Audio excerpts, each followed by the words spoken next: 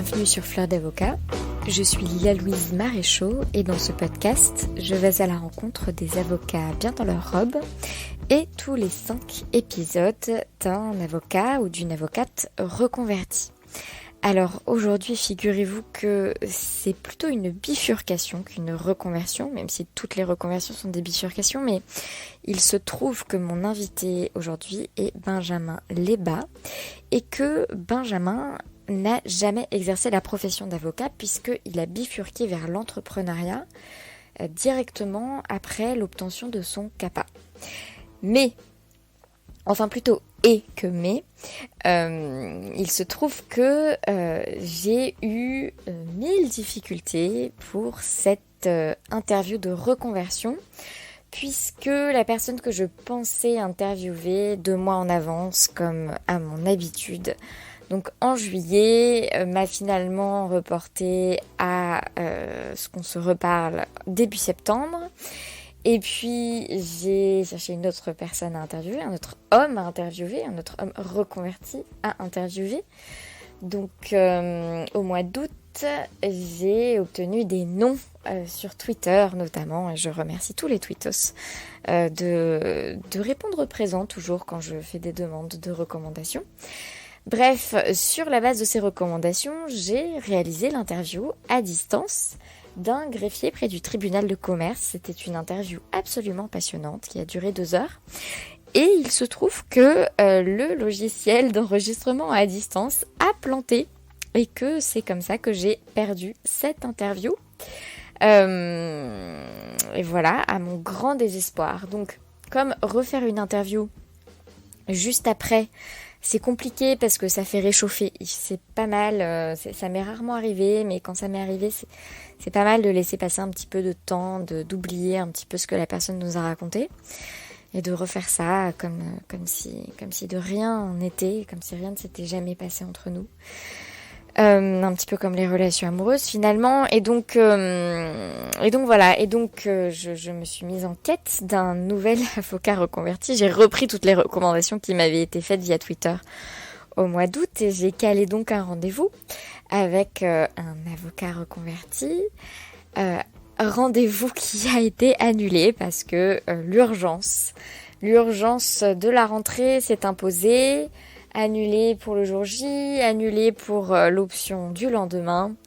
Et j'avais donc complètement abandonné l'espoir de pouvoir vous livrer une interview ce jeudi.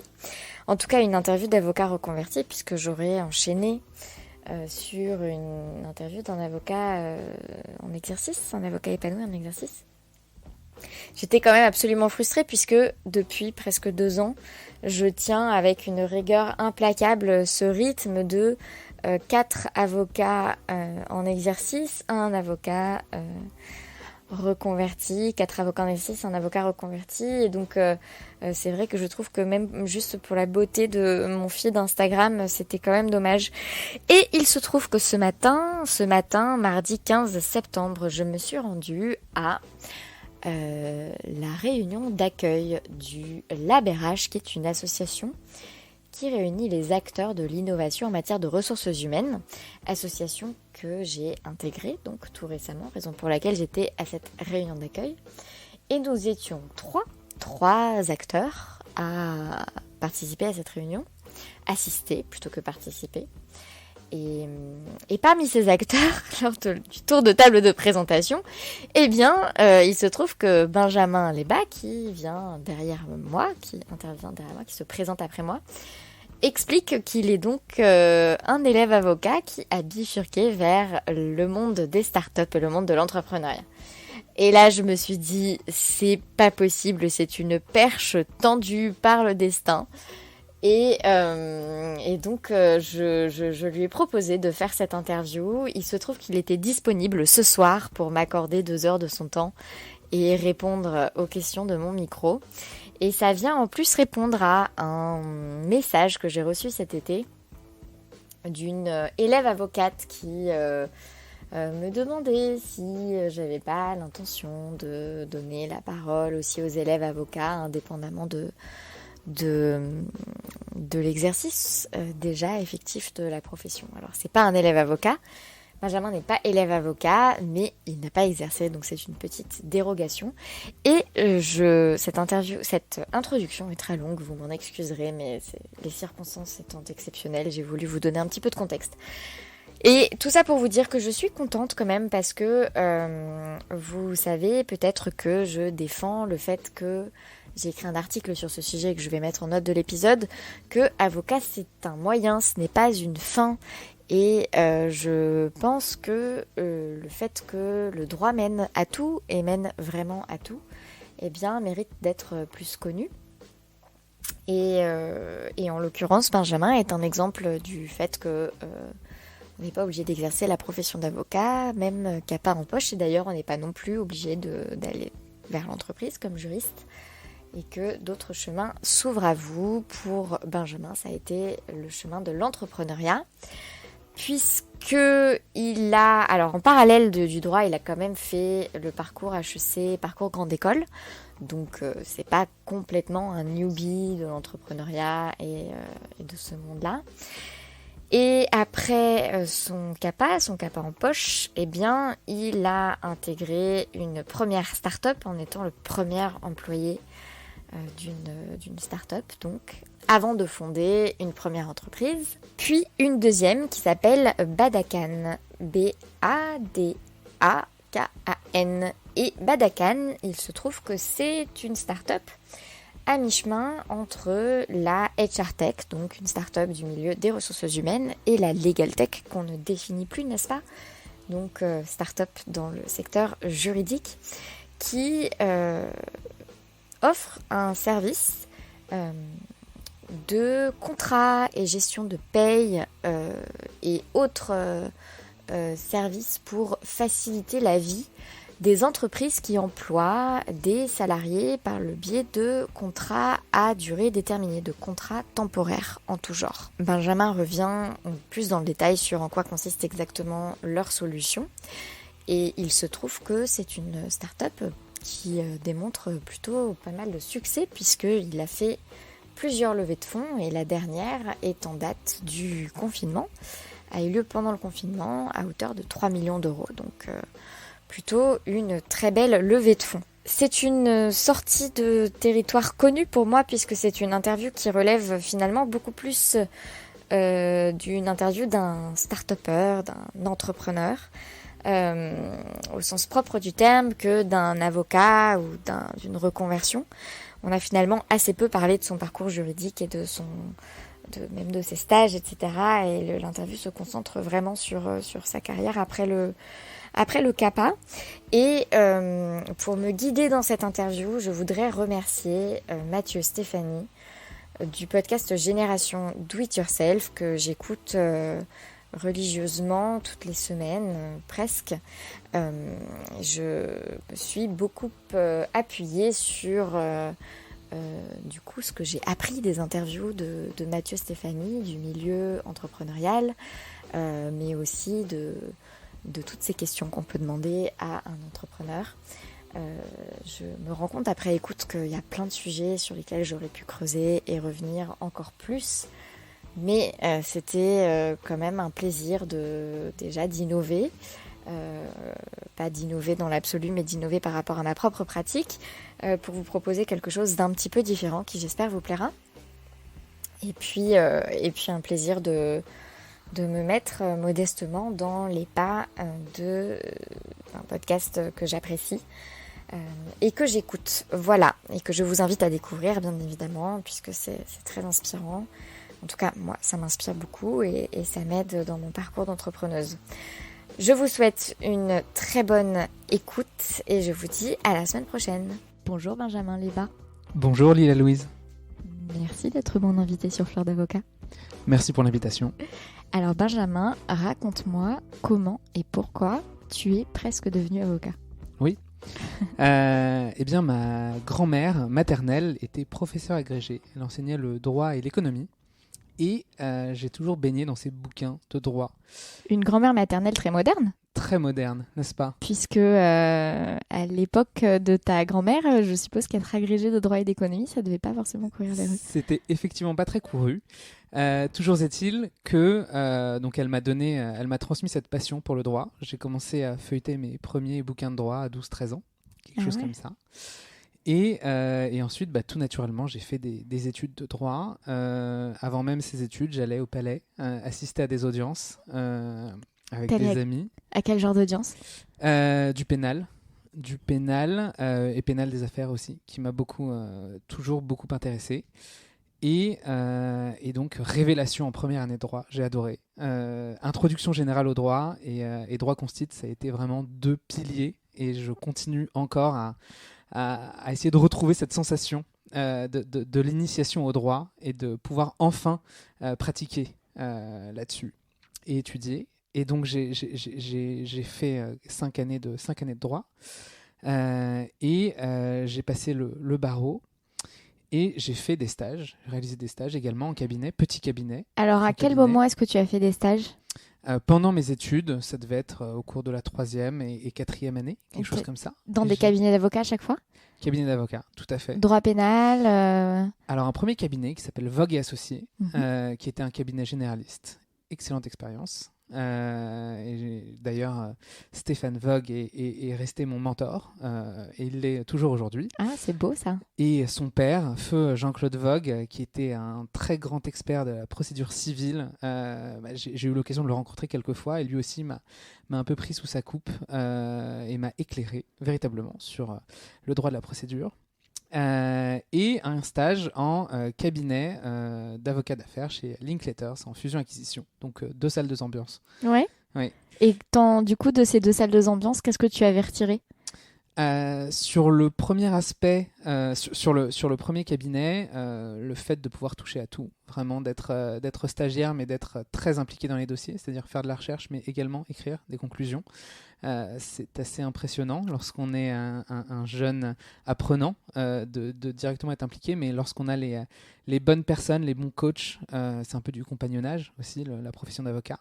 Donc ça a permis de bien travailler sa plume. Donc ça, c'était vraiment une très bonne expérience là-dessus. Et chez Linklaters, pour le coup, en fusion-acquisition, là, ce que j'en ai retiré, c'est vraiment l'exigence. C'était très demandant, bien évidemment, très exigeant, mais ça nous a poussé vraiment à nous dépasser. Mais au cours de ces 2 expériences et à l'issue de celle en cabinet d'avocat d'affaires, je me suis rendu compte que c'était pas exactement la profession où je m'épanouissais le plus. Et alors, ce qui est marrant, c'est que du coup, tu as intégré la profession, tu avais cet attrait pour le droit pénal, etc. Puis finalement, plus civil, fusion-acquisition. Ça a été quoi ton parcours entre ces différentes spécialités et du coup, ces différents modes d'exercice? Bien sûr, la première expérience au sein de Vogue et Associés, l'idée était véritablement de toucher plusieurs disciplines. Et c'est là où j'ai eu un attrait plus particulier sur le droit des affaires. Et c'est pour ça que j'ai décidé de faire un Master 2 en droit des affaires et fiscalité. Oui. Voilà. Et pour le coup, ces expériences-là m'ont amené à toucher de très près le monde de l'entreprise. Et j'ai voulu savoir ce qui se passait derrière. Et c'est au cours d'une césure où j'ai eu l'occasion d'intégrer une start-up. Et j'ai jamais quitté l'univers entrepreneurial après. Et donc, du coup, cette césure, tu l'as faite à quel moment? Alors, en fait, ce qui s'est passé, c'est que j'ai fait mes études de droit et lorsque j'ai vu que le monde des affaires m'intéressait, j'ai décidé de passer le concours d'admission directe à HEC. Ouais. Donc j'ai intégré HEC en 2e année directement, la grande école, parcours grande école, pas parcours master spé. Exactement, parcours grande école.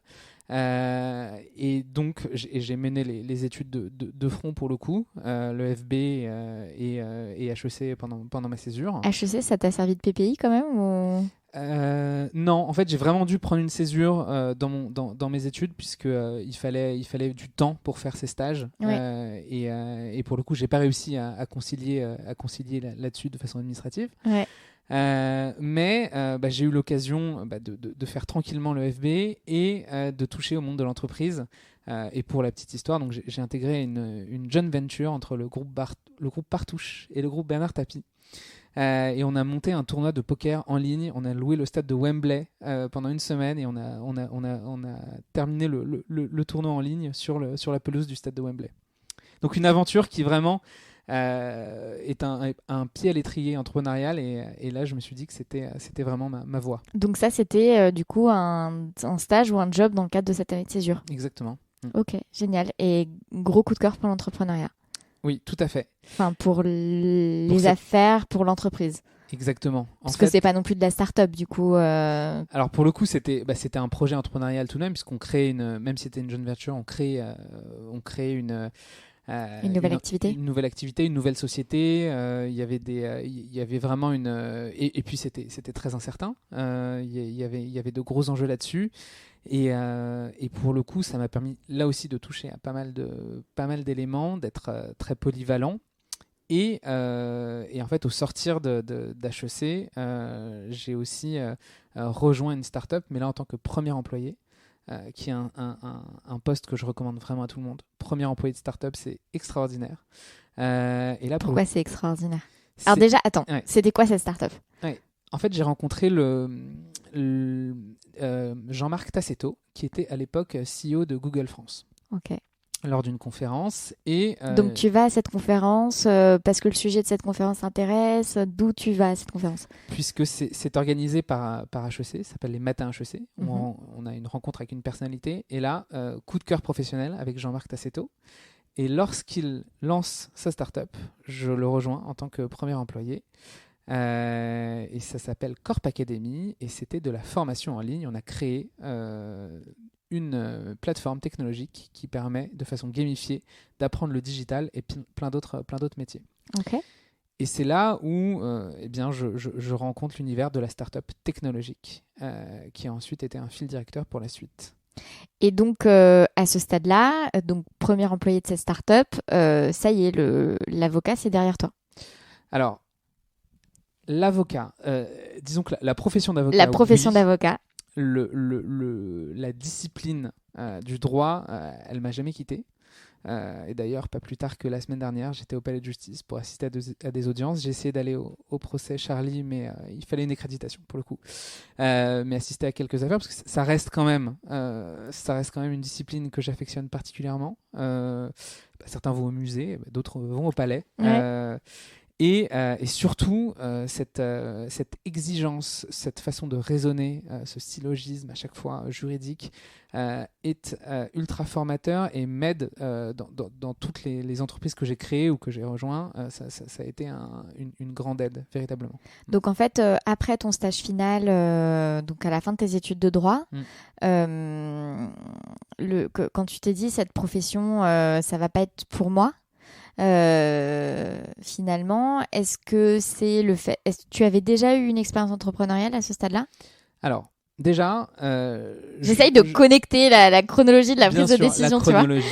Enfin, juste sur l'élément, je ne dis pas que c'est pas pour moi. C'est-à-dire que je n'exclus pas le fait de redevenir avocat par la suite. Ouais. Ça reste vraiment une possibilité.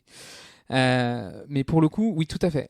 Au moment où je termine l'EFB, je me dis, voilà, je ne vais pas continuer, je ne vais pas prêter serment tout de suite. Je ne vais pas rejoindre de cabinet. Je vais faire autre chose. Je vais rejoindre une start-up ou créer une start-up. Donc là, tu avais déjà eu ton expérience par Touche, par exemple. Tout à fait. Ok. Ouais. Et donc c'est là que tu rejoins donc cette première entreprise comme premier employé de Corp Academy. Corp Academy, ouais. Exactement.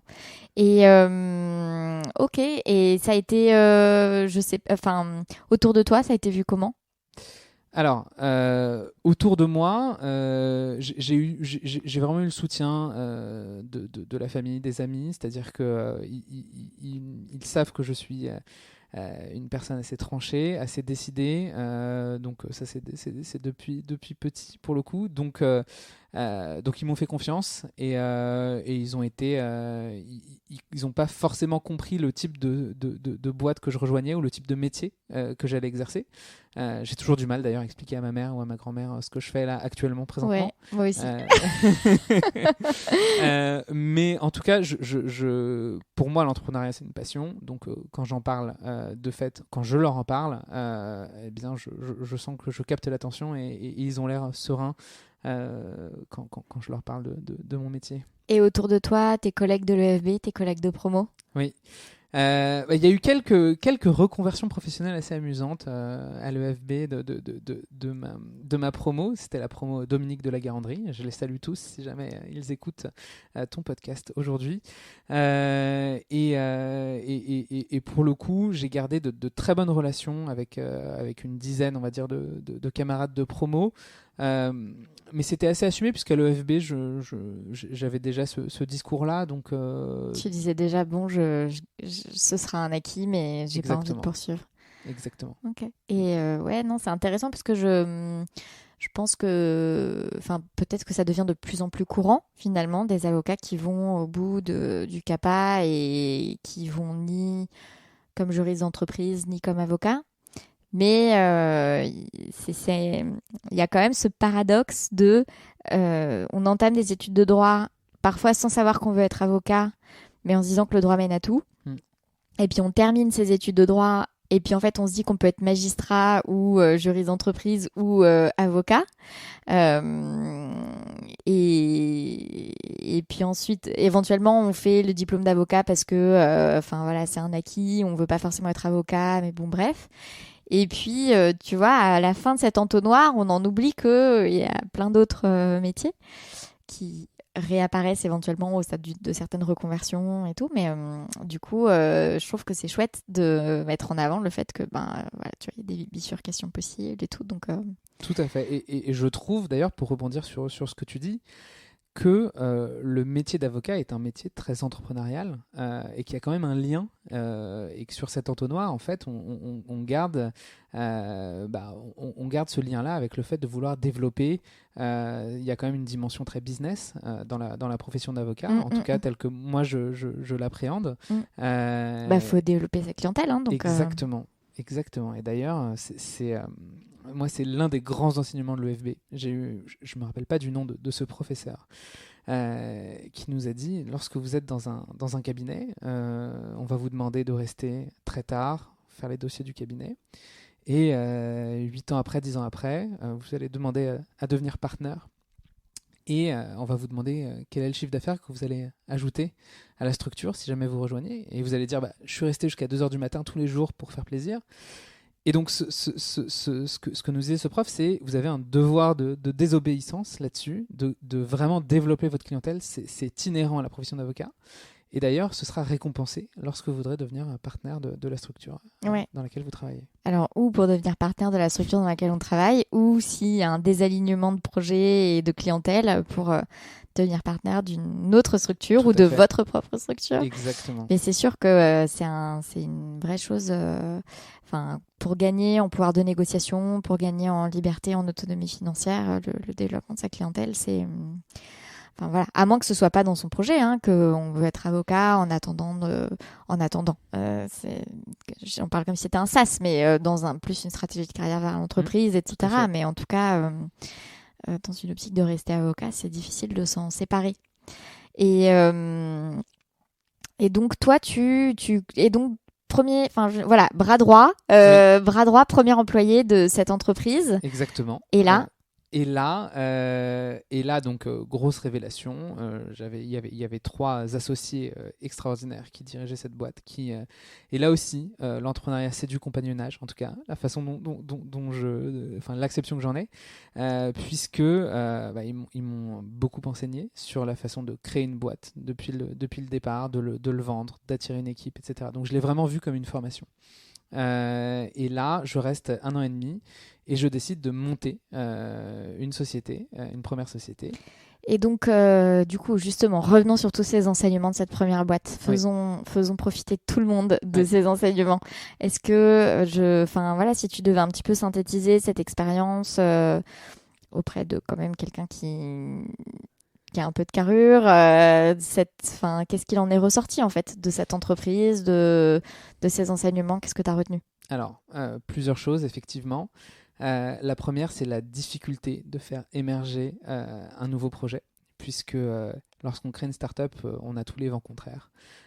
Personne ne nous attend, le marché ne nous attend pas, il y a des gros acteurs qui sont installés, donc il faut une pugnacité, une opiniâtreté à toute épreuve, vraiment. Donc ça, c'est vraiment le premier point, c'est que c'est quand même assez difficile. Mais que à force de résilience et de bonne humeur, on peut y arriver, très important. Le second élément, c'est qu'il faut s'entourer de bons tout de suite, si on a les moyens de le faire. J'adore parce que ton visage a adopté une expression soucieuse au moment où tu as dit il faut s'entourer de bons tout de suite. Mais parce que c'est une problématique d'entrepreneurs, de créateurs de startups. C'est comment on fait pour attirer les meilleurs talents. Alors qu'on n'a pas le budget pour les payer. Alors qu'on n'a pas de budget forcément au début, alors que les GAFA sont là en embuscade et arrivent à développer une marque employeur très forte. Donc il faut vraiment, pour contrebalancer ça, ce que vous pouvez offrir, c'est la proximité avec les cofondateurs et les cofondatrices, puisque, encore une fois, le compagnonnage, vous allez pouvoir les faire monter, les faire développer. Et pour le coup, cette proximité avec les équipes et investir du temps pour les faire progresser, pour moi, c'est le deal en fait, en startup.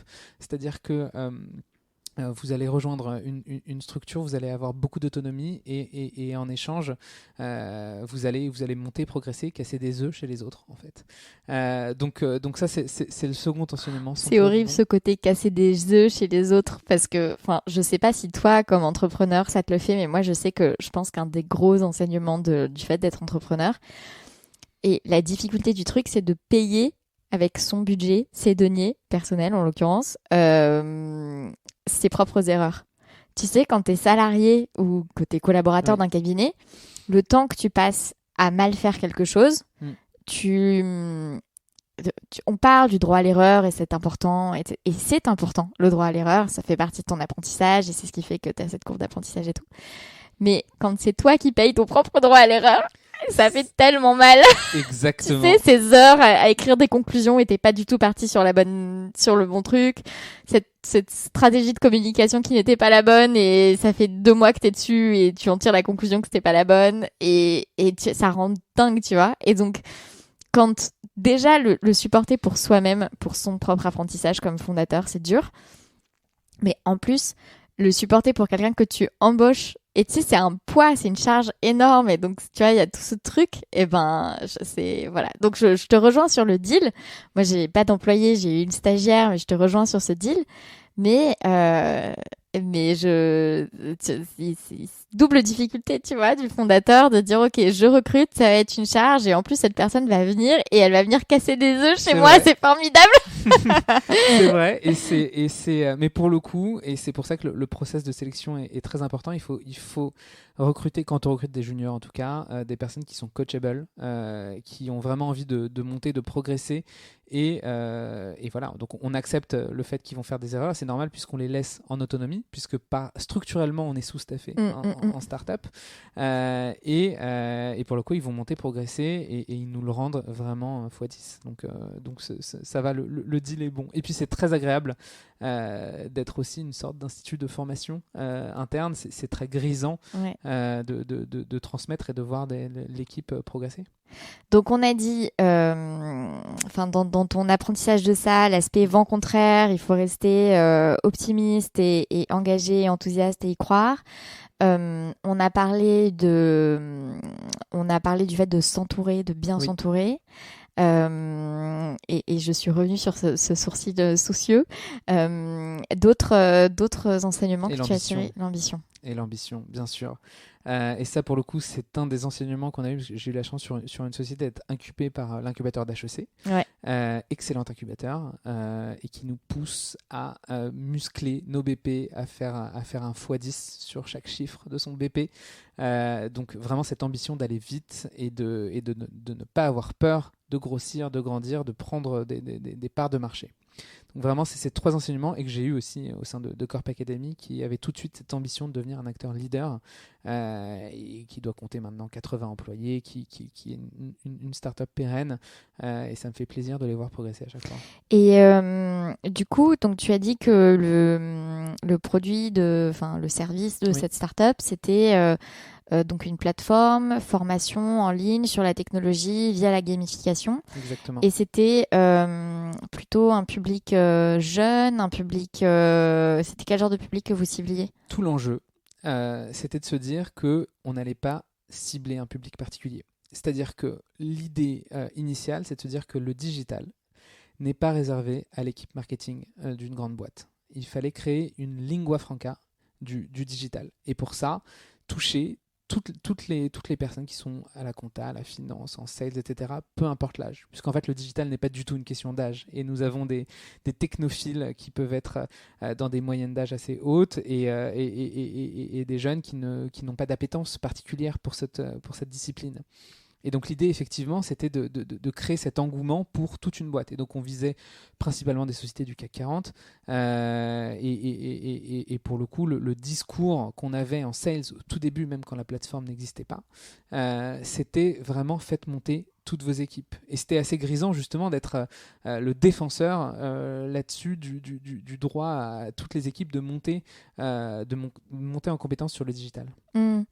Et alors, ce qui est intéressant, c'est que tu rejoins une startup, mais tu rejoins pas. Enfin, je veux dire, tu rejoins une startup, mais tu rejoins pas une startup montée par n'importe qui. Tu rejoins une startup montée Oui, par un mec qui, je veux dire, a évolué. Alors bon, Google, c'est pas, c'est plus une start-up, mais quand t'as été à la tête de Google France, oui, enfin, je veux dire, tu pars avec un certain bagage de ce que c'est que l'entreprise, et ce que c'est que le business, probablement aussi un certain bagage en termes de fonds. mm, Je sais pas si c'est une boîte qui avait tout de suite levé des fonds ou quel était l'argent qui était injecté par euh, tu vois, au mais stade de croissance. Mais c'est vrai que du coup, ça te place tout de suite dans un apprentissage de l'entrepreneuriat qui va avec tout de suite une tolérance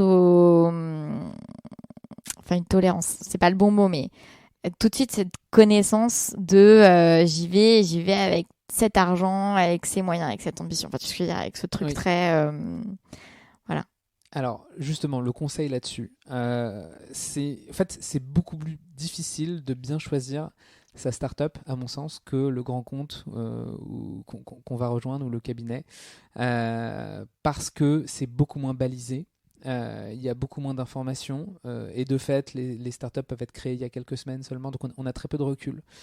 Euh, et pour ça, il faut vraiment faire ses due diligence, pour le coup, sur les fondateurs et les fondatrices. Et vraiment les rencontrer et voir si on croit à la vision et sur et effectivement sur les expériences passées aussi. Ça peut être un indicateur si jamais les fondateurs et fondatrices ont créé des sociétés avant ou ont eu un parcours professionnel avant, essayer de voir s'il peut y avoir ce fit là-dessus, parce qu'en fait le premier job, en tout cas en premier job, c'est structurant de savoir qu'on va apprendre et qu'on va avoir les moyens d'apprendre. Donc vraiment, il n'y a pas de recette magique, c'est juste beaucoup de due diligence, Ouais. parler à des anciens employés, à des personnes qui ont côtoyé les founders pour prendre une décision qui est éclairée. Hmm. C'est ça le critère discriminant, c'est pas la rémunération, c'est vraiment est-ce que je vais apprendre chez eux ou pas. Et toi, t'y allais dans cette boîte, est-ce que t'y allais en mode je rejoins un projet entrepreneurial et potentiellement je monte dans ce projet entrepreneurial, ou est-ce que t'y allais en mode je rejoins, j'apprends et ensuite je montrais mon truc? C'était a priori, hein, Mm. au moment où tu rejoins cette personne, est-ce que tu étais plutôt dans une dynamique de je veux à un moment monter ma boîte et donc je veux apprendre auprès de quelqu'un qui est en train de faire ça? Ou est-ce que tu étais plutôt en mode l'entrepreneuriat m'intéresse, mais pas Mm. forcément pour être moi-même entrepreneur? Donc le premier critère, effectivement, c'était le critère rationnel avant de faire les rounds d'entretien, etc. C'était est-ce que je vais apprendre? C'était le premier critère. Et ensuite, le second, c'est est-ce que ça va être fun? Et pour le coup, quand on fait un entretien de recrutement pour une start-up dans un appartement à Paris et qu'on nous dit après-demain tu vas en Suisse parce que t'es pris, on y va, on fonce, on sait en fait qu'on va. C'est comme un sport extrême là, ça y est, on est lancé et en fait c'est cette sensation-là, cette adrénaline de rejoindre un projet où il y a beaucoup d'incertitudes, mais tout de suite on fonce, on y va. C'était vraiment ça l'envie et j'avais envie de vivre ces moments-là, ces moments forts. Ok. Et donc 1 an et demi. Oui. C'est an et court. demi, c'est super court, effectivement. Mais c'est assez quand même pour tirer pas mal d'enseignements. Je pars vraiment, c'est un crève-cœur que de partir. Mais vraiment, c'est-à-dire que c'est une décision qui était très très dure à prendre parce que j'étais épanoui au sein de cette société. Mais le mieux, c'est de partir épanoui. Attends, Oui. c'est le luxe. Tu quittes un projet et ça veut dire que tu as le choix entre du bien et du bien, quoi. Tout à fait. Donc c'est la meilleure situation de choix. Effectivement,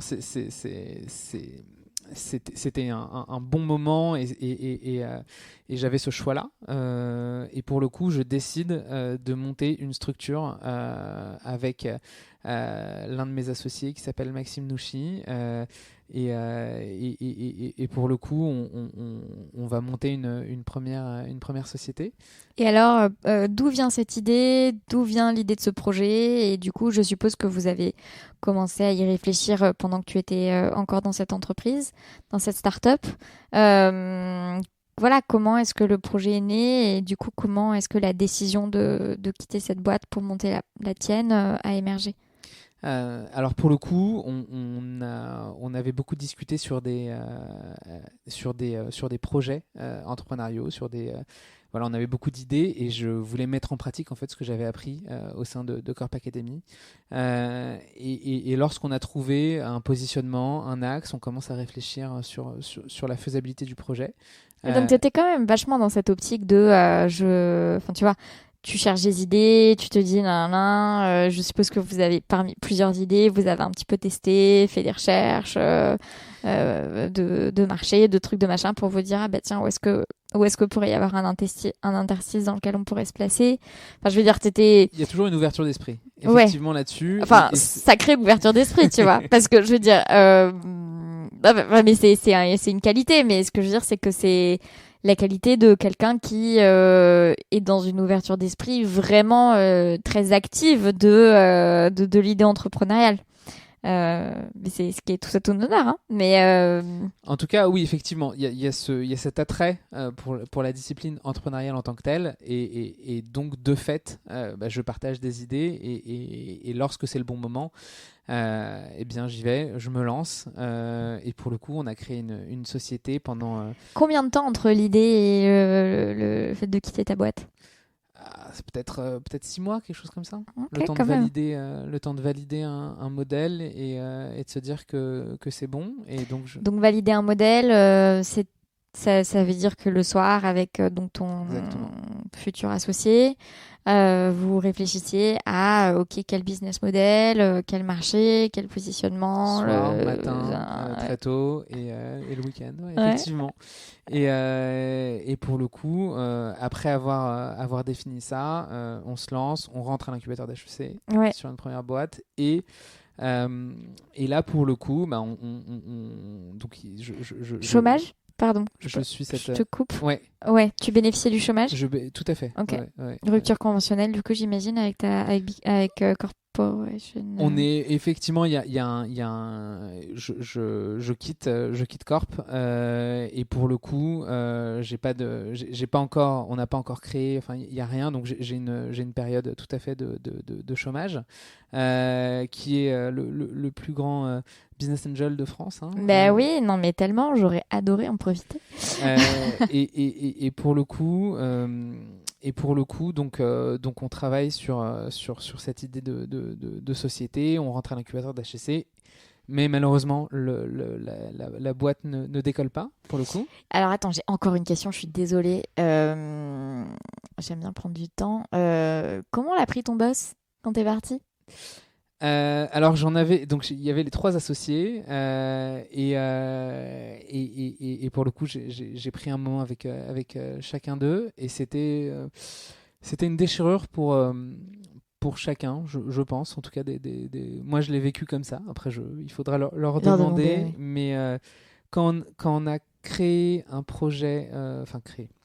Ils l'ont créé bien évidemment, mais quand on y a participé depuis le début, avant même que la plateforme technologique existe, etc., et qu'on a pitché les premiers clients et remporté les premiers contrats ensemble, il y a vraiment ce lien familial qui se crée. Disons-le, hein, on est dans le monde de l'entreprise, mais il y a quand même cet affect particulier. Oui. Et donc quand on l'annonce, c'est compliqué, il y a beaucoup d'affect, beaucoup d'émotions. Mais ils ont compris, ça Ouais, les a ils ont compris. surpris. Il y en a un des 3 founders est rentré dans mon board. Voilà, donc c'était Donc vraiment... le fameux qui... Ah non, pardon, je confonds avec l'avocat Maître Vogue dont tu parlais tout à Ah l'heure. oui, non, c'était pas Maître Vogue, c'était Frédéric Bénichou, qui était l'un des 3 fondateurs de Corp Academy, et donc ça permet de maintenir ce lien. Et pour moi, c'était vraiment une belle consécration. Ça veut dire on sort par le haut de cette situation, et pour le coup, lorsqu'ils m'ont invité à déjeuner sur une terrasse à Paris pour finaliser, clôturer, ils m'ont dit on comprend bien évidemment le move puisqu'on l'a fait, on le respecte et on te souhaite que le meilleur. Voilà. Et ils m'ont offert des cadeaux très, très personnalisés. Et donc Qu'est-ce qu'ils t'ont offert? Je veux tout savoir. en fait, lors de mes premiers entretiens de recrutement, ils m'avaient demandé ce que j'aimais faire et je leur disais lire des bouquins de stratégie, ce qui était vrai, ce qu'il est toujours. Ça les a bien fait rire. C'est resté une running joke pour le coup. Et, lors de certains mails, j'avais effectivement des formations professionnelles employé des mots en latin. Ah. Et le mutatis mutandi est resté, il a été imprimé et mis au vu au dessus de tous. Voilà, donc voilà, c'était dans cette... donc ça devait être un livre de latin, des livres de stratégie et des livres sur Napoléon, parce que j'aime beaucoup Napoléon. Et voilà. D'accord, ok. C'est drôle. Et donc, cette première boîte, ça ne marche pas. Non, ça marche pas. Combien de temps? Attends, raconte. Il faut revenir sur cette expérience. Ouais, bien sûr. Donc là, je m'associe pour le coup également avec une personne qui vient de Polytechnique. Comment tu as rencontré cette personne? Par une introduction d'un ancien collègue de Corp Academy. À qui tu avais dit que tu cherchais un associé. Exactement. Ouais. Avec tel profil. Exactement. C'était quoi l'idée de cette boîte? L'idée, c'était de fédérer des restaurants indépendants autour d'un même système de fidélité. Donc, c'était comme des miles, mais pour la restauration. Ok. Voilà. Et on visait plutôt les déjeuners et les dîners business. Et en fait, on s'est aperçu qu'on est devenu, à la fin, une sorte d'agence de réservation de groupe pour les restos, parce que c'était là où il y avait un pain point, c'était là où c'était difficile pour les assistantes de trouver des tables pour 20, pour 30, etc. dans Paris. Et c'était pas c'était pas ce qu'on voulait faire. C'était pas ce qu'on voulait faire, c'était pas l'enjeu, on voulait vraiment une boîte technologique, ce qu'on dit scalable, c'est-à-dire qu'il peut avoir une croissance rapide. Et donc on part sur le constat que on a fait le tour du sujet. Et donc combien de temps? Ça dure à peu près 1 an et demi. Donc en 1 an et demi, vous avez eu le temps de faire quoi?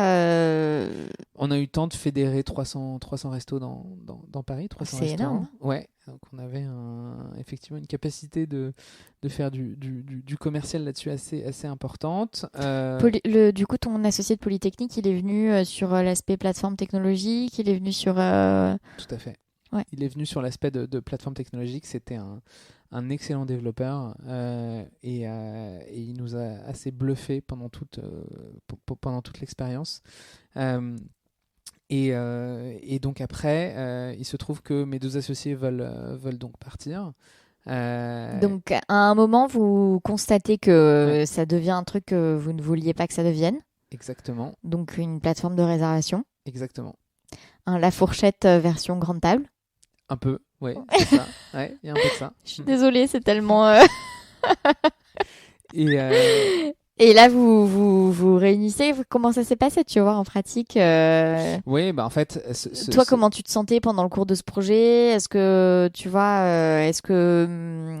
est-ce que peut-être le pivot, enfin, le fait de finalement se dire, bah ok, c'est notre marché, c'est pour ça qu'on nous choisit, c'est pour ça que ça fonctionne, pourquoi pas, allons là-dessus.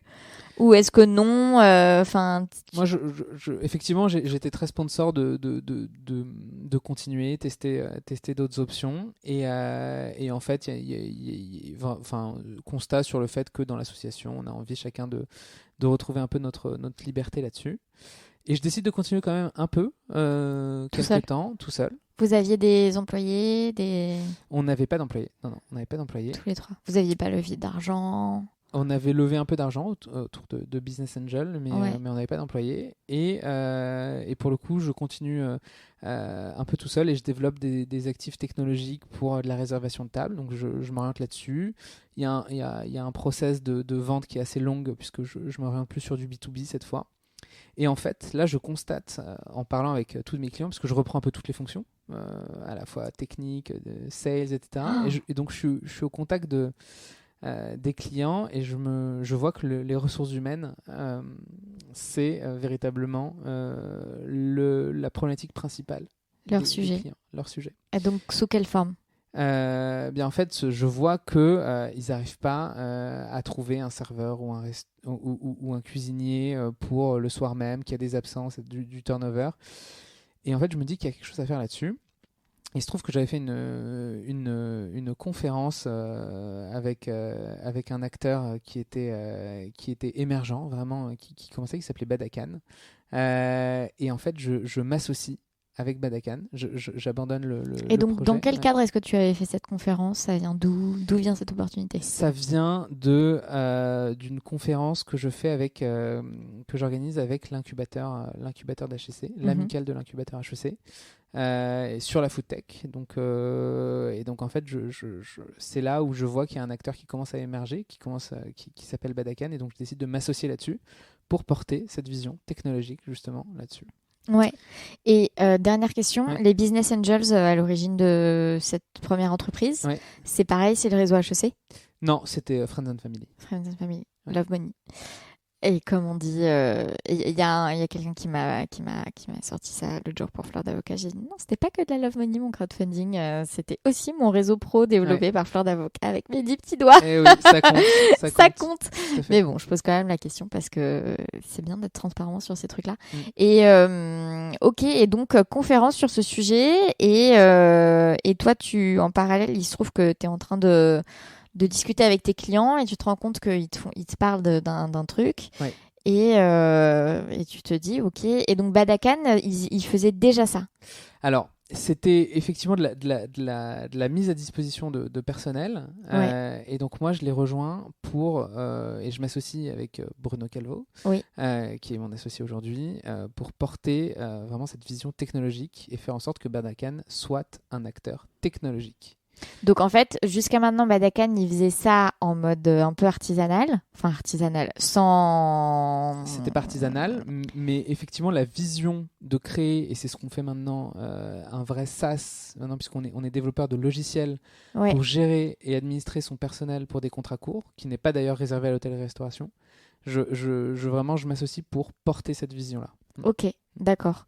Qui n'était pas la manière dont il fonctionnait jusqu'à maintenant. Et toi, Enfin, non, pardon, j'ai l'impression que tu as voulu me corriger, donc corrige-moi si c'était... Non, mais c'est que c'était un acteur qui était émergent, et donc la technologie, elle met du temps. Pas prête, quoi. Elle met du temps à monter, tout à fait. Ok. Donc en fait, vous vous êtes rejoints sur une vision, il se trouve que c'était pas prêt chez eux, et que toi, tu t'es dit, bah, ça m'intéresse de le faire avec toi, et je vais t'aider Enfin voilà, ensemble on a uni nos forces. On a uni nos forces, tout à fait. Et donc initialement, Badakan aidait les hôteliers et les restaurateurs à trouver du personnel pour des missions de courte durée. Et le statut juridique, vachement très important dans notre secteur, c'était du travail temporaire. Donc Badakan avait une entreprise de travail temporaire, une filiale. Et petit à petit, on fait vraiment ce tournant technologique et on devient également éditeur de software pour gérer des contrats de courte durée. Donc typiquement, si on est dans la logistique, dans le retail, bien, on utilise Badacan pour pouvoir éditer les contrats, faire les plannings et même faire éditer les fiches de paye. Donc en fait, l'idée c'est du coup de plus dépendre de son avocat pour faire le moindre contrat quand il y a la moindre personne, c'est ça?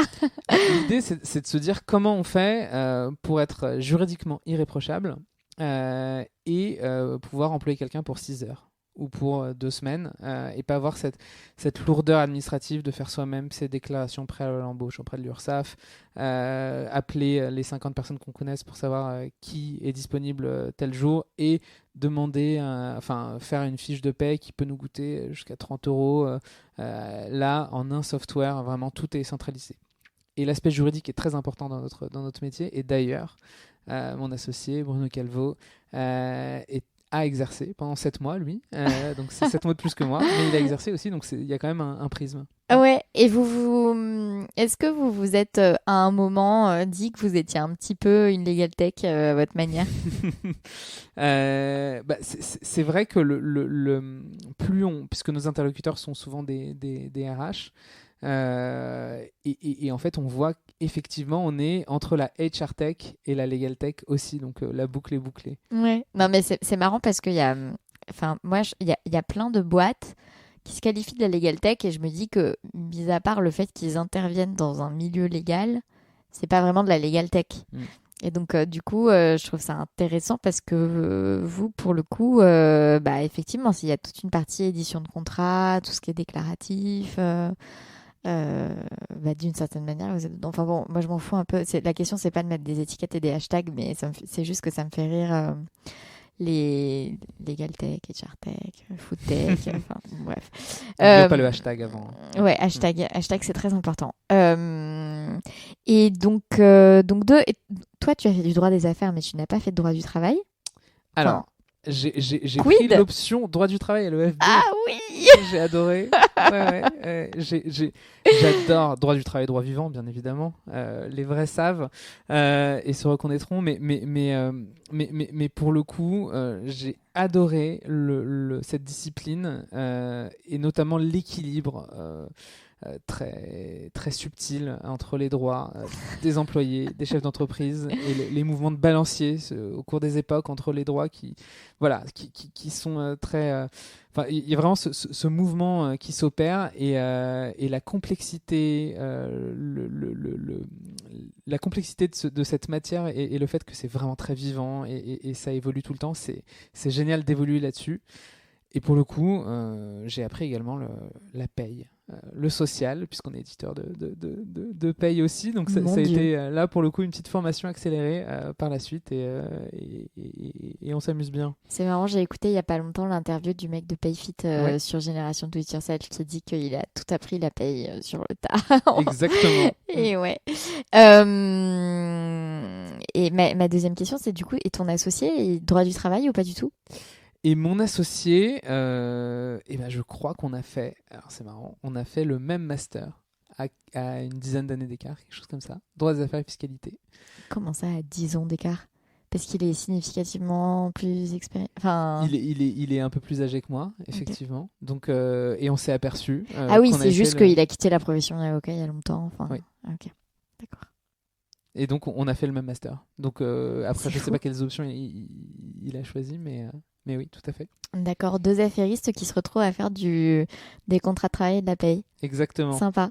Et donc, concrètement, ton travail dans Badacan, depuis que tu y es, ça a été quoi? Alors, c'est là où c'est génial. C'est la polyvalence, puisque j'ai créé en fait beaucoup de départements au sein de Badacan. Est-ce qu'il y avait déjà des employés dans Badacan? Il devait y avoir 1 ou 2 employés. Ok. Voilà. Donc et maintenant on est 35 et on prévoit d'être 60 d'ici 2 ans. Donc on a un beau plan de recrutement là-dessus. Vous recrutez des juristes et des élèves avocats et... Alors pour l'instant, je crois je dis ça pour l'audience qui nous écoute, tu vois. Bien sûr. En tout cas, je serais ravi d'avoir des candidatures, des candidatures là-dessus et notre nos gros besoins de recrutement, c'est en sales et des développeurs. Et pour le coup, La question oui. La question, c'était ton travail chez Badakan quand tu y es arrivé. Donc, tu m'as dit que tu as commencé par créer des départements. Tout à fait. Donc, au début, le département produit. Donc, vraiment cet aspect technologique, savoir. En fait, moi, la façon dont j'envisage Badakan, c'est de restituer la complexité du droit social en 2 clics sur une application mobile. Et que ce soit simple et transparent pour l'utilisateur et qu'il puisse gérer son contrat, tout en un clic. Donc, et la simplicité, c'est compliqué, c'est très sophistiqué. Oui. Donc c'était vraiment créer ce département produit, constituer l'équipe technique aussi, donc l'équipe produit et technique, créer le département de la paye aussi. Qui est devenu une nouvelle fonctionnalité du coup du logiciel. Exactement. Donc vraiment créer toute cette verticale paye, comprendre la paye, parce qu'en fait au début on cherchait un éditeur de paye pour faire des payes de 6 heures, etc. Il n'y avait pas d'équation économique. Donc on a décidé de créer nous-mêmes cette fonctionnalité. J'allais vous demander du coup si vous aviez contacté Payfit pour On les a contactés à l'époque, mais c'était pas dans leur roadmap à court terme que de traiter du contrat de courte durée. Ouais. Tant mieux pour vous, j'ai envie de dire. Et pour le coup, ça veut dire qu'il y a un marché et voilà, on est là pour le prendre. Mais on est très confraternel avec les autres éditeurs de paye, puisque parfois on doit s'interfacer, envoyer les éléments variables de paye à ces autres éditeurs quand nos clients veulent conserver leur software de paye initial. Donc on est assez agnostique là-dessus et ce qu'on appelle API-centric dans l'environnement, c'est-à-dire qu'on peut s'interfacer avec n'importe quel software. Donc le client, il peut avoir les contrats chez vous et la paye chez son acteur de référence. Tout à fait. Donc la paye et là actuellement le département marketing. Donc j'endosse en fait le rôle là de responsable produit, de responsable du CMO, Chief Marketing Officer. Et je m'occupe également du delivery, c'est-à-dire l'implémentation de notre solution dans les grands comptes, implémentation notamment technologique. Donc tu y vas et tu le mets en place dans leurs ordinateurs, quoi. En fait, c'est un peu plus complexe. Heureusement que je suis la naïve qui vient te pousser dans tes retranchements. Merci beaucoup.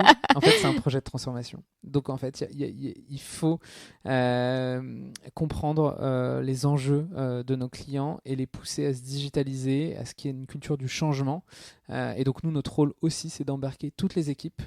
Et là, on revient à l'expérience Corp Academy, c'est-à-dire que le digital n'est pas réservé à l'équipe marketing ni à l'équipe innovation. Et on vient pour embarquer en fait toutes les équipes de nos clients vers de la transfo et vers l'utilisation de software qui leur font gagner du temps, de la productivité et qui gamifient. C'est un élément que j'ai repris aussi de mon expérience initiale, c'est-à-dire offrir une solution qui est gamifiée et qui rend la gestion du temps et des activités, par exemple, ludique, avec des belles interfaces et on n'a plus à gérer des fiches de temps et de présence à la main sur des feuilles photocopiées, c'est assez anachronique. Oui. Donc on est là pour rendre tous ces process agréables pour nos utilisateurs. C'est quoi les plus grandes résistances que tu rencontres ? Les plus grandes difficultés? Moi, j'avais daté un mec qui était serveur à un moment, je m'en souviens. Et c'est vrai qu'il avait des... Enfin bon, bref, c'était... m'écrivait à 18h, ah ben en fait, je bosse ce soir. Enfin bon, c'était tout le temps le cas. Et du coup, j'essaye de me mettre du côté, tu vois, du côté restaurateur. Enfin, c'est quoi tes difficultés dans la conduite du changement, dans l'implémentation de votre solution, ouais.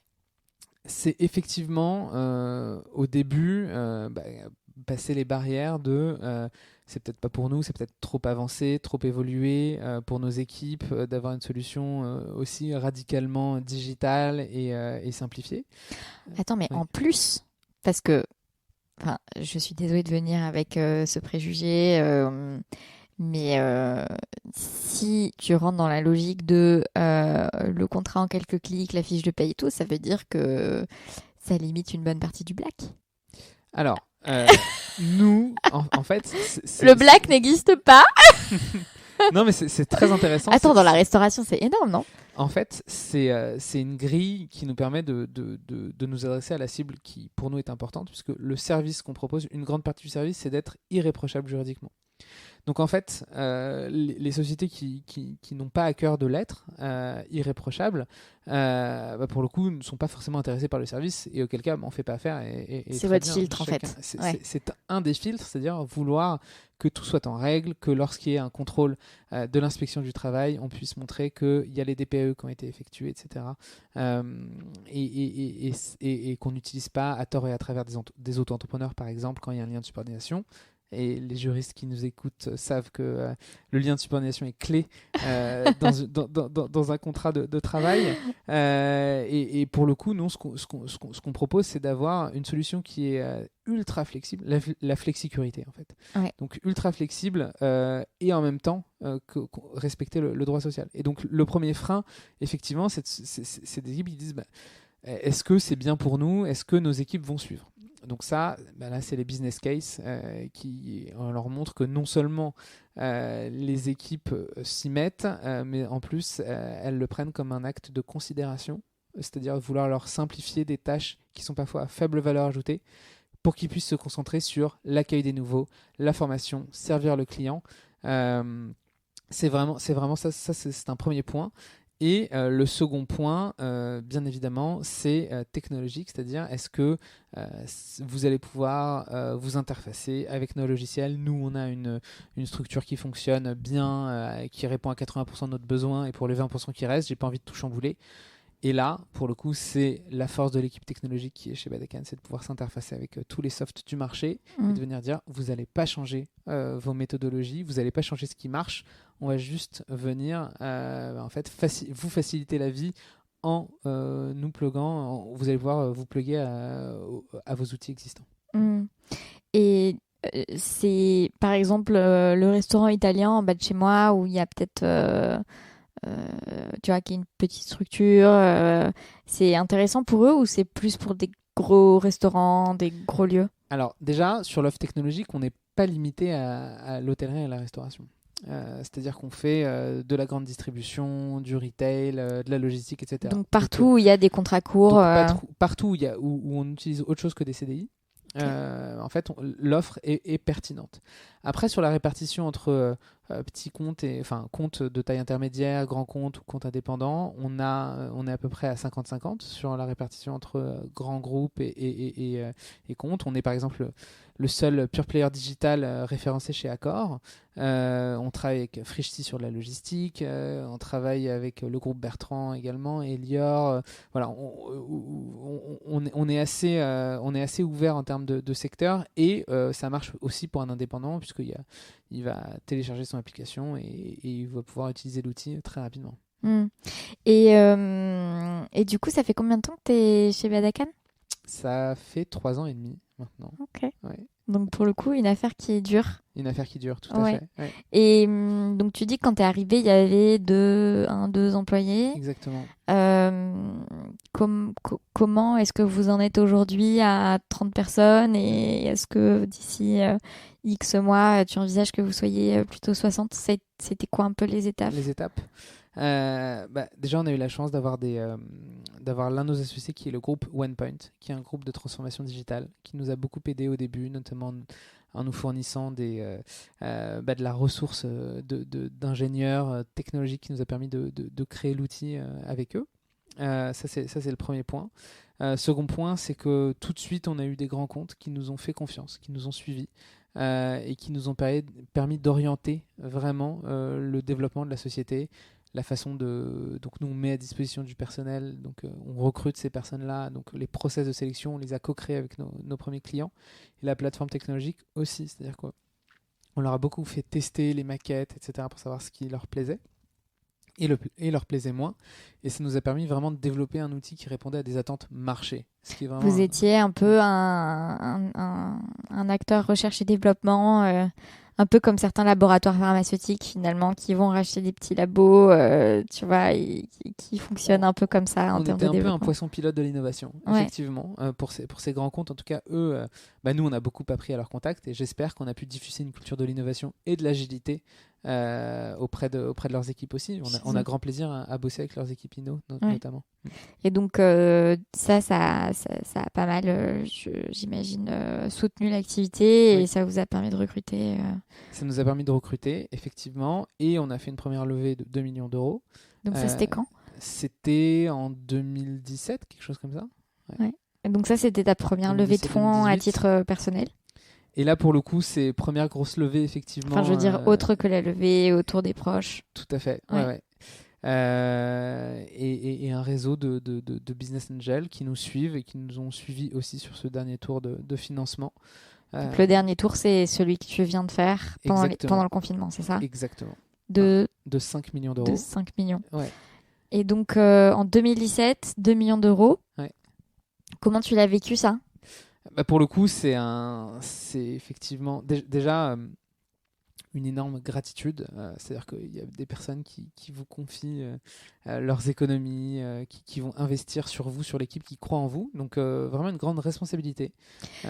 Toi, avant de poursuivre cette logique de responsabilité, mais à quel moment dans l'entreprise est-ce que vous vous dites, ok, là, faire avec le fonds de roulement du business qui rentre et des trucs, ça le fait pas, on veut passer. Ça a été quoi un peu le levier où vous vous êtes dit, il faut qu'on lève ? C'est très intéressant comme question puisqu'on a une approche qui est assez, très, très clivante, puisqu'on s'est toujours dit que on ne voulait pas de la croissance à tout prix et que la rentabilité était une dimension très importante pour nous.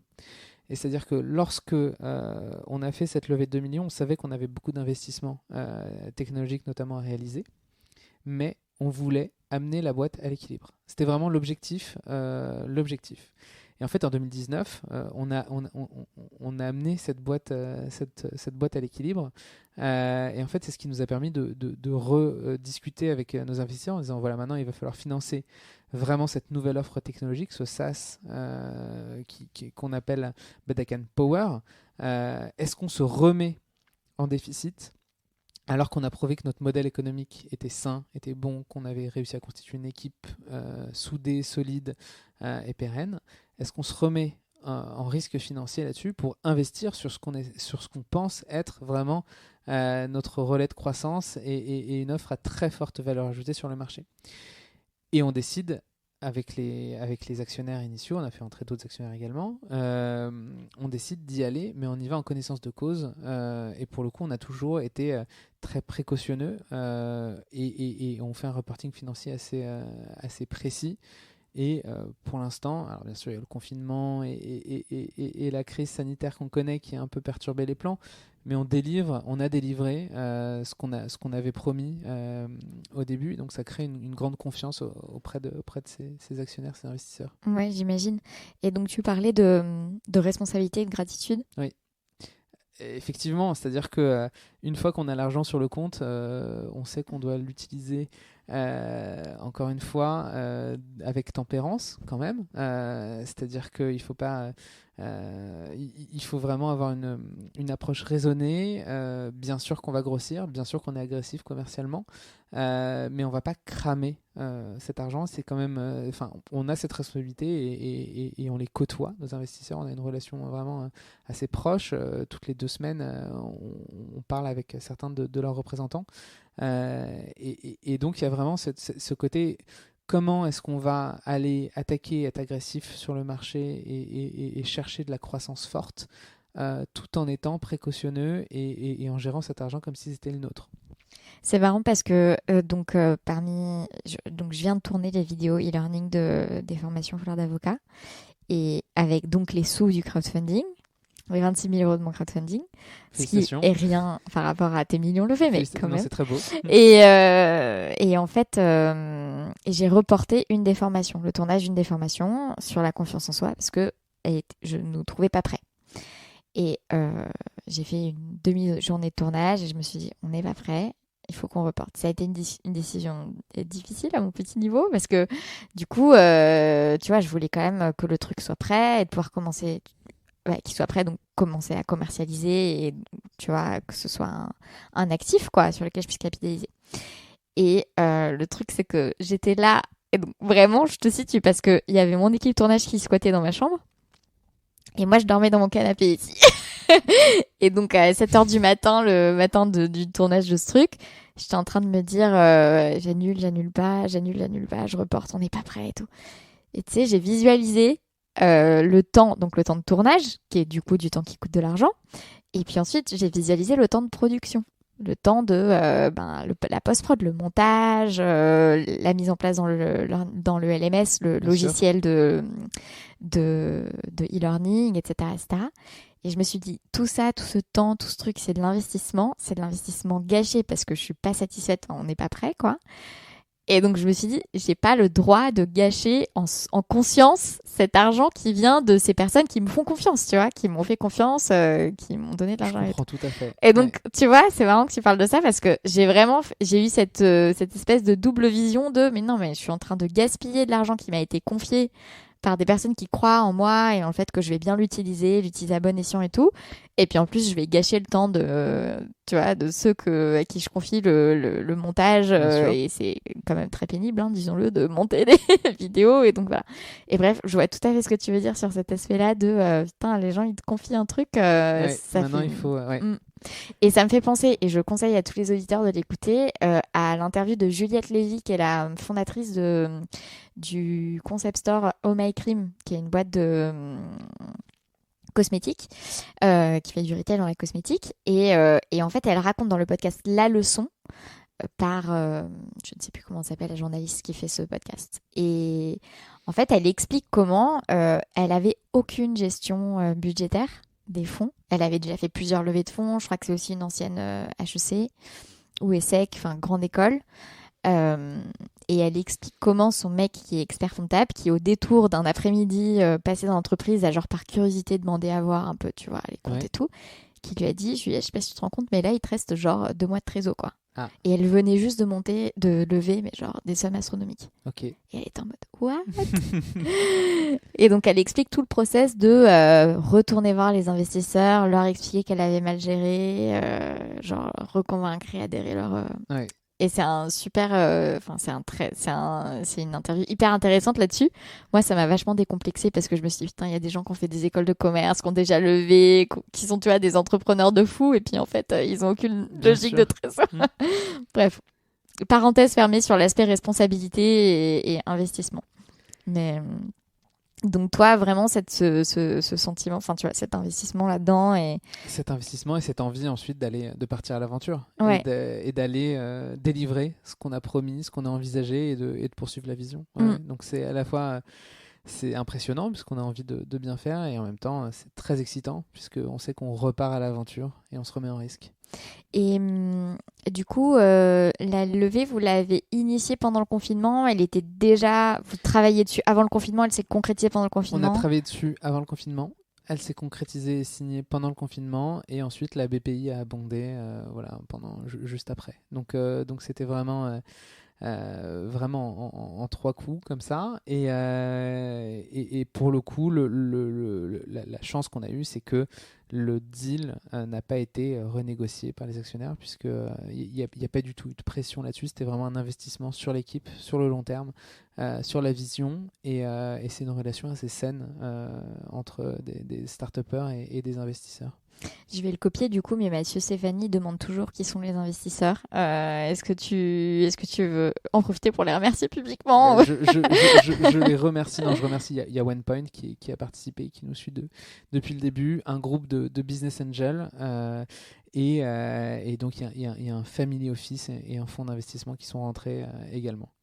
Et tu disais tout à l'heure que du coup, un de tes premiers patrons avait fait partie du board de ta première entreprise. Oui. Est-ce que tu as maintenu ce lien Est-ce qu'il est aussi dans le board de Badakan? Il n'est pas dans le board de Badakan, mais pour le coup, je me nourris encore de ce qu'ils m'ont enseigné. Vraiment, il y a ça. J'ai plaisir à leur reparler aux trois associés, à Arnaud Mitre également, je ne l'avais pas cité, mais c'est maintenant chose faite.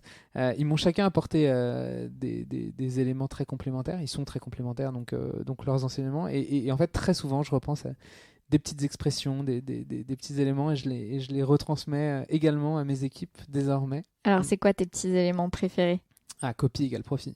copie égale profit. Mais bien sûr, on va pas réinventer des méthodes de navigation, etc. Des choses, on peut prendre ce qui marche à côté et se concentrer sur ce qu'on fait de très différenciant derrière. Le talent, ça se paye, ça bien évidemment. Et pour le coup, voilà, c'est vraiment des petites choses comme ça. Auquel tu penses. Et au moment de... Donc, ce qui est intéressant, c'est qu'on s'est rencontrés dans le cadre du Lab RH Oui. ce matin. Tout à fait.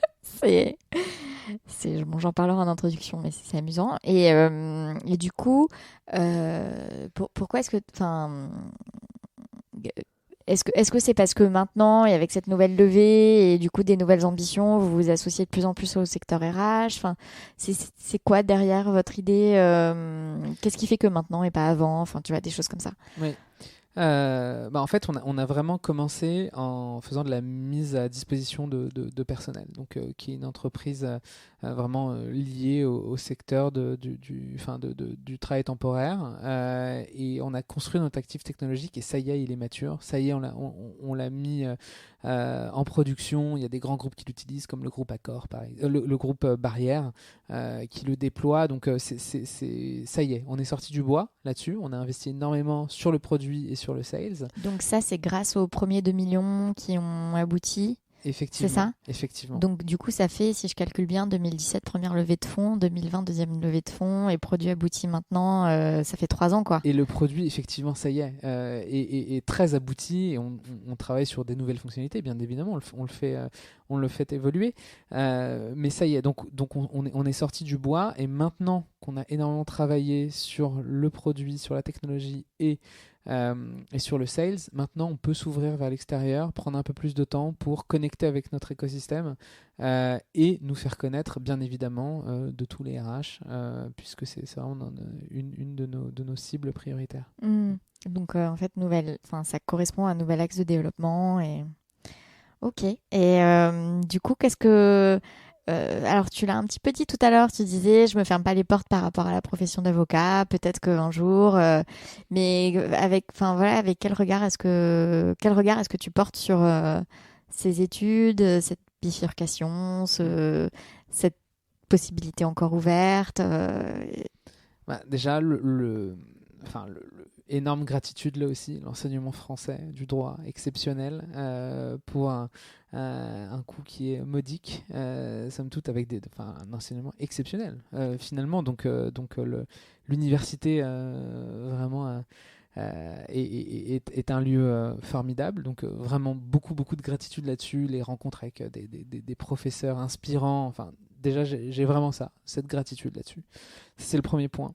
Le second point, c'est que même dans ma vie de tous les jours, la relation que j'entretiens avec des avocats, puisqu'on a des avocats, et c'est toujours cette honorabilité de la profession d'avocat que je garde. Enfin, je le garde comme une profession à part, vraiment. Et je pense que c'est une profession à part. Et qu'on vient de m'expliquer le contraire pour le coup, mais il y a vraiment cette noblesse de cette profession. Donc, j'ai toujours cette admiration.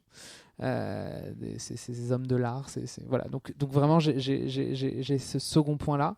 Et troisième élément pour la suite et la suite de mon évolution, je ne sais pas encore où l'entrepreneuriat va me porter. J'espère que Badakan sera un succès et j'espère que j'aurai la chance aussi de travailler sur d'autres sociétés.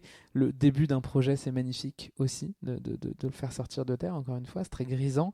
Et ça pourra potentiellement un jour être un cabinet, ça pourra être une legal tech. Enfin, voilà, donc je garde cet esprit ouvert et j'espère que j'aurai l'occasion de me rapprocher de la profession, bien évidemment. Déjà, tu as énoncé ces points en disant premier point, deuxième point, troisième point, et rien que ça, c'est une déformation professionnelle. C'est ça. Non, j'ai 2 questions qui me viennent et qui peuvent intéresser nos auditeurs. C'est du coup, toi qui as fait à la fois l'université publique et à la fois HEC en parcours grande école, qu'est-ce que tu retires de ces 2 expériences différentes d'enseignement et d'enseignement supérieur? Parce que ce que je comprends, c'est que quand même, pardon, je t'interromps avant que tu poursuives, mais ton parcours entrepreneurial, c'est vraiment beaucoup ancré dans HEC. Ta première rencontre de travail, c'est ancré dans une matinale HEC, et puis tu as été incubé HEC pour ta première boîte. Enfin, tu vois, il y a eu tout ça. Et donc ça t'a concrètement et très pragmatiquement apporté énormément en tant qu'entrepreneur et par rapport à ça. Tout à fait. Et donc ça m'intéresse d'avoir ton retour en fait d'expérience sur ces deux expériences différentes. Sur l'université, pour moi, ça a beaucoup apporté dans la façon d'apprendre, c'est-à-dire apprendre à apprendre. C'est vraiment ça. Et la qualité de l'enseignement était telle que ça donnait envie d'apprendre aussi. Et en fait, on touche à énormément de sujets également en droit. Donc c'est vraiment, pour moi, c'était un cadre, une sorte de formation et un cadre pour analyser n'importe quel problème. Donc, et essayer de trouver des solutions derrière, de la recherche, de l'exigence et de trouver des solutions. Donc, et c'était très théorique aussi, et c'est beau d'être ces matières abstraites aussi et théoriques, c'était très plaisant. Sur HEC, ce que j'ai retiré pour le coup, là, c'est vraiment la qualité des praticiens qu'il y avait. En ce sens où il y avait vraiment des hommes de la pratique. J'ai fait une spécialisation en consulting. Il y avait des consultants qui venaient, qui avaient une approche très méthodologique aussi, mais très, très, très prosaïque finalement. Et pour le coup, la diversité des options qu'on pouvait prendre à HEC et en fait de faire de ce diplôme ce qu'on voulait et d'apprendre vraiment les matières et les options qu'on voulait, pour moi ça a été vraiment cet enseignement-là. Dans la liberté de détermination du parcours. Oui, liberté de détermination et d'avoir des praticiens et de travailler sur des études de cas où il n'y a pas de bonne et de mauvaise réponse finalement et on se retrouve un peu à gloser aussi comme on le faisait finalement à l'université. Oui, même si je trouve qu'à l'université, il y a quand même plus... j'ai plus un souvenir qu'il y a des bonnes réponses quand même dans tes cas pratiques de droit, tu vois. Oui, tout à fait. J'ai moins un souvenir que t'as un cas et puis t'as une stratégie qui est possible et une autre stratégie qui est possible et il n'y a pas forcément une stratégie qui est la bonne stratégie. Après, c'est des questions de choix, de contexte, de trucs, alors que j'ai quand même plus l'impression qu'en droit, on nous attendait sur un certain commentaire d'arrêt, une certaine dissertation, un certain plan, tu vois. Alors c'est vrai, et pour le coup, en tout cas, c'était vrai à l'université, et pour l'option de droit à HEC, on nous demandait déjà d'être un peu plus engagé sur ces dissertes et de prendre une position et de la défendre. Et pour le coup, j'ai eu des très bons profs de droit là-dessus qui nous ont préparés à ça, et c'était une façon effectivement différente d'envisager le droit, mais la discipline se prête aussi à de l'engagement et à aller défendre une thèse. Et tu as dit que tu travaillais avec des avocats, donc maintenant, et donc ça m'invite à te questionner sur toi. Alors au-delà de l'admiration et du respect et du rapport particulier que tu as à cette profession, parce que ton rapport au droit et ta formation initiale, etc. Mais du coup, ton retour client. Oui. Ton retour client de service juridique, en fait. Bien sûr. Alors pour le coup, moi ce que j'aime beaucoup dans les avocats qu'on a sélectionnés, c'est je trouve que c'est bien d'avoir des avocats, en tout cas en droit des affaires, qui ont cette approche et cette appétence business, qui deviennent un business partner. Comment tu les as sélectionnés ? C'était le réseau principalement. On a la chance, Bruno Calvo m'a même d'évoluer dans ce secteur, donc pour le coup on en a beaucoup dans notre entourage. Mais du coup c'est encore plus dur quand on a beaucoup. Parce que tu vois, quand on connaît peu, tu t'adresses à l'avocat que tu connais, ce qui peut être terrible si ça se passe pas bien. Oui. Mais t'as pas ce truc de la concurrence où tu te dis « Ah, mais en fait, j'aimerais travailler avec tous parce que je les apprécie tous et ils ont tous l'air excellents. » C'est vrai. Pour le coup, là aussi, c'est des due diligence, c'est de demander à d'anciens clients comment ça s'est passé. Et pour le coup, lorsque cette approche est là, on peut utiliser le droit comme un avantage compétitif, vraiment concurrentiel. Et c'est pas du tout transactionnel finalement, le droit. C'est beaucoup plus vaste que ça. Et un bon avocat peut faire décoller une boîte. Hein. Et ça, c'est quelque chose dont tu avais conscience, auquel tu étais déjà sensible avant d'être entrepreneur et d'être consommateur de services juridiques? En tout cas, c'est ce que j'ai vu en cabinet d'avocat lors de mes expériences. Ok, C'est trop que cool. Donc chez Vogue Linklaters notamment, et chez Vogue. Ouais. tout à fait. C'est cette et d'ailleurs, Stéphane Vogue était avant dans d'autres univers que le monde du droit, et il a posé sa plaque quelques années après. Ouais. Et donc il a cette approche business, et pour moi c'était vraiment un modèle à suivre. Et c'est ce que je recherche également dans mes partenaires aujourd'hui. Et du coup, tu disais que Stéphane Vogue était et est encore un mentor, Oui, tout à fait. Genre, vous continuez à échanger, à vous voir et... Tout à fait. On continue à échanger lorsque j'ai des questions, des interrogations. C'est un des noms qui me vient à l'esprit et que je n'hésite pas à appeler. Il m'avait entraîné puisque c'est également un camarade d'HEC, donc il m'avait entraîné avant les oraux. Donc voilà, c'est vraiment cette... Et en fait, ça a commencé... Au tout début, je rédigeais une thèse sur les LBO, l'amendement Charras, et donc sombre sujet de fiscalité. Et en fait, alors que j'étais un stagiaire dans son cabinet, il m'a accordé du temps sur mon temps de travail pour que j'aille interviewer ses connaissances, ses relations là-dessus. Et donc, il avait déjà cet aspect de mentoring, et il est prof aussi à HEC, il aide les entrepreneurs. Et c'est pour ça, trouver des personnes qui vont vous faire monter et qui vont vous faire confiance et vous aider à progresser, en fait, ça n'a pas de prix. Je suis très, très, là aussi, dans la gratitude d'avoir effectué ce stage en cabinet. Mais non, mais attends, ça m'amène... Après, je te laisse quand même, mais ça m'amène à te questionner sur... parce que c'est toujours une dynamique à deux.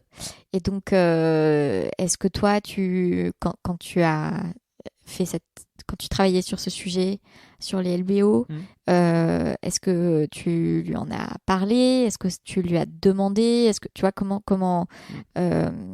quelles ont été tes initiatives finalement toi, ton regard sur les initiatives que tu as faites qui ont permis la création de cette relation?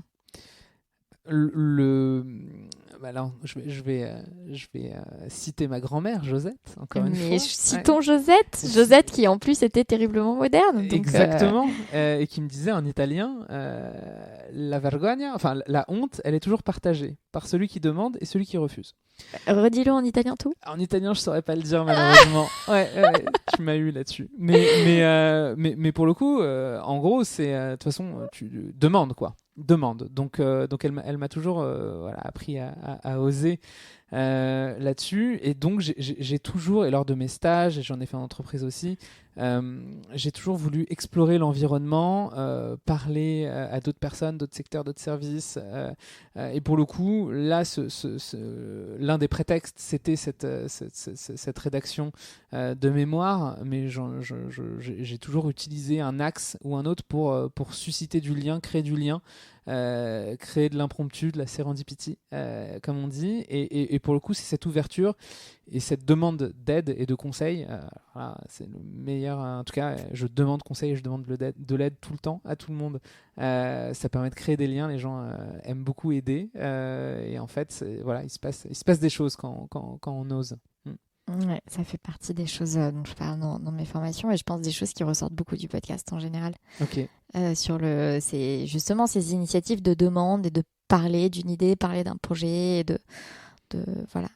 d'oser aussi demander et tout, et que effectivement, plus souvent qu'on ne le croit, les gens répondent favorablement. Et tu vois, juste avant que tu arrives, j'ai été au téléphone avec une avocate qui travaille sur un projet, et elle a voulu m'en parler. Et c'est marrant parce que son email, elle l'a intitulé On sait jamais, ou tu vois, c'était un peu en mode à tous les coups, j'aurais pas de réponse, mais je tente. Et moi, du côté de la personne qui reçoit, the recipient, j'ai oublié comment dire en français, et je me suis dit, mais à quel moment est-ce que cette personne a pensé que j'allais dire non? Enfin, que j'allais dire non, ou que tu vois, et c'est marrant, toutes ces bouteilles à la mer. Ouais, tu vois.